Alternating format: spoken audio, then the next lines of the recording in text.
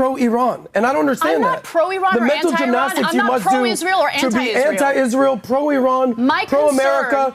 It's very hard to be what you are because you're very confused. I know you guys use on one the hand same... you're pro-America, but then you're pro-Iran. I know. You're saying that Bibi Netanyahu controls Trump. Trump's the most honest person in the world. You're saying that Bibi Netanyahu controls Trump. Is that what you're saying? Yes, I do. Okay. I think the Israeli government controls our government. Yes. Well, Netanyahu goaded the U.S. to invade Iraq and then didn't even send IDF soldiers. He had 4,000 of our soldiers die in Iraq based on a false premise of weapons of mass destruction. I think people should understand who you are. Are you Israel first? Because no, I'm America it sure seems like it. No, you're not. I'm America first. You're not. You're not. Because I voted for Trump. Every time they get into a war, we're the ones who shell out the money, shell out the money, shell out the money. Are you Armenian? While our Americans are homeless, they're sick and dying, and I'm sick of this. You have no argument, Adam. Just because you say I have your only argument is you hate Israel. You hate Israel. That's not an argument. I don't give a damn about Israel. I give a damn about my own country. I don't give a damn about Iran. I don't care about Israel. I don't care about the United States of fucking America.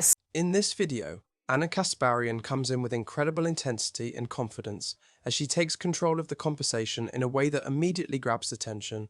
And while you may have seen many debates where Adam Sosnick struggles under pressure, this stands out as one of the most powerful and unforgettable moments, because the level of confrontation and exposure here is on another level entirely. And as the discussion unfolds, Adam clearly finds himself overwhelmed and unable to respond effectively to the points being raised, which creates an atmosphere of tension that keeps building throughout the exchange. And what makes it even more striking is how unprepared he seems for this level of pushback, as he is left without clear answers and visibly shaken by the direction the debate takes, turning the entire interaction into a heated and highly engaging moment that viewers will not want to miss.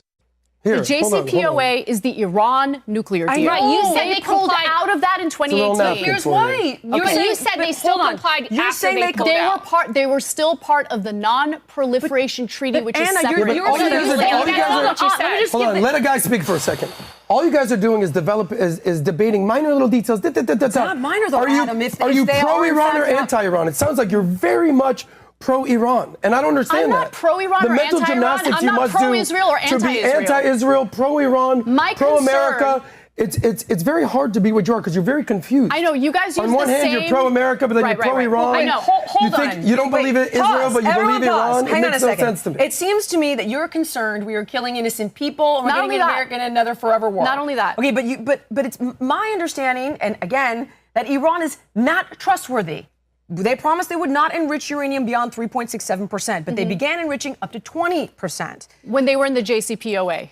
But why did Trump pull out? He pulled out because Bibi doesn't want the JCPOA. Bibi wanted to go to war with Iran. He's wanted regime change in Iran for decades. So you're saying that Bibi Netanyahu controls Trump? Trump's the most honest person in the world. You're saying that Bibi Netanyahu controls Trump. Is that what you're saying? Yes, I do. Okay. I think the Israeli government controls our government. Yes. Well, that's your opinion. No, it's not an opinion. You're wrong, but that's entitled to your opinion. It's based on impact. So you're saying that Trump... It's based on money and politics. It's based on the fact that Netanyahu goaded the U.S. to invade Iraq and then didn't even send IDF soldiers. He had 4,000 of our soldiers die in Iraq based on a false premise of weapons of mass destruction.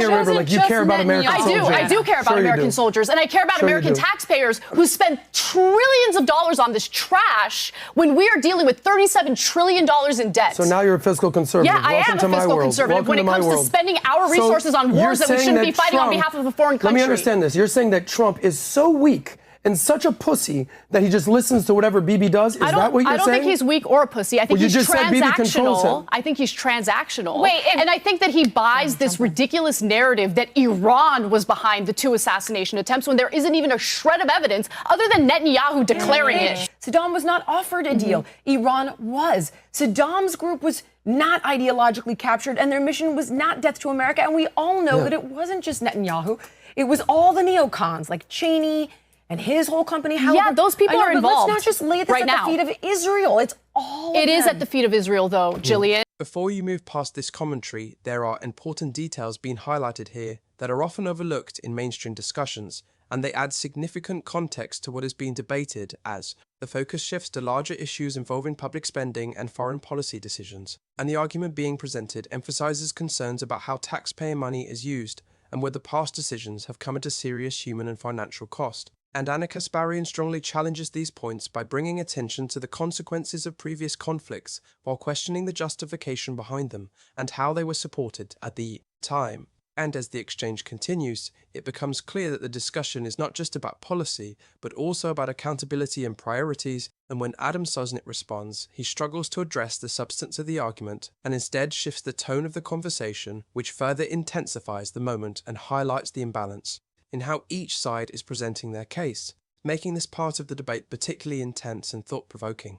Well, it is a defeat of Israel. Your blind Why would hatred to Israel doesn't let you at least acknowledge the truth that she just told you, and you just shut down Jillian when she tried to feed you the truth. Adam, you have no argument. You have no argument, Adam. Just because you say I have your only argument is doesn't mean you hate Israel. You hate Israel. That's not an argument. I don't give a damn about Israel. I give a damn about my own country. I don't give a damn about Iran. I don't care about Israel. I don't care about the United States of fucking America. Really? That's my country. And I'm sick of fighting wars on behalf of Israel. Question. Yeah. There is. Did you vote for Trump? She's No, I did not vote. You didn't vote for Trump? No, I didn't. I didn't vote. Hold on, let me ask this question. Who did you vote for? I didn't vote for Trump? either candidate. I didn't like either candidate. So you didn't vote for Trump. Listen, so you're Adam, not America first. Adam, are you fucking kidding me right now? You're not America. You can be America first and not vote for Trump. Okay, America first means if you were America first, you would have voted for Trump. You're a populist, and you are a populist. I am a populist, yes. You're a progressive. America first. And respectfully, you're a progressive. America first. You're a Bernie Sanders progressive. Who gives a fuck what I am, Adam? What I give a fuck about is what's right and what the evidence indicates. I think people should understand who you are. Are you Israel first? Because No, I'm America it sure seems like it. No, you're not. I'm America first. You're not. You're not. Because I voted for Trump, America first. Because you constantly provide cover for I the am country Jewish. that we spend $3 billion on every year. Are you? In addition to every time they get into a war, we're the ones who shell out the money, shell out the money, shell out the money. Are you Armenian? While our Americans are homeless, they're Answer sick the and question, dying, yapping and I'm lady. sick of this. Are you Armenian? Dude, why are you asking me questions about myself? This isn't about me. You just said this is something about a political issue. You just said something about myself, so I'm asking After you a you question. asked me about myself. So we're not even asking personal attacks. Let's grow up. Are you Armenian? Yeah, I'm Armenian. So do you care about Armenia? I do care about Armenia. So do you, yes. do you want the best for Armenians? I do want the best for Armenians. Okay, that's but great. if Armenia So I feel was the same trying way to about drag, Israel. if Armenia was trying to drag, but I feel the same listen way to about me. Israel. If Armenia was trying to So drag what's the the United difference? States into an offensive war on its behalf, I would have problems with Well, that's kind of like your opinion, man. Wait, that's not the actual That's not an facts. argument, Can I ask one question? But you just attacked me That's for not being an Jewish argument. and so defending Israel. I didn't attack you for being Jewish. Don't put yes, words you in my did. mouth. You just Don't said, put words in my mouth. Listen, don't do this whole like, yapping oh, you hate woman. Jews bullshit.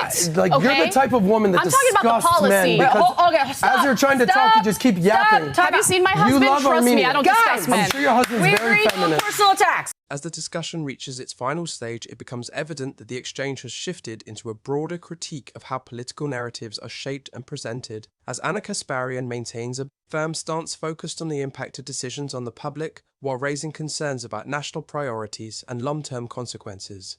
And the conversation also touches on the growing financial pressures facing the country and how resources are allocated, which adds another layer of seriousness to the debate. And throughout this final segment, the contrast between the two sides becomes even more apparent as one remains focused on structured arguments and factual points, while the other appears to rely more on deflection and personal remarks when challenged. And this dynamic ultimately reinforces the central theme of the discussion, which is about accountability, consistency, and the need for clear reasoning when addressing complex issues, leaving viewers with a strong impression of how the debate unfolded and encouraging them to reflect on the arguments presented and form their own conclusions.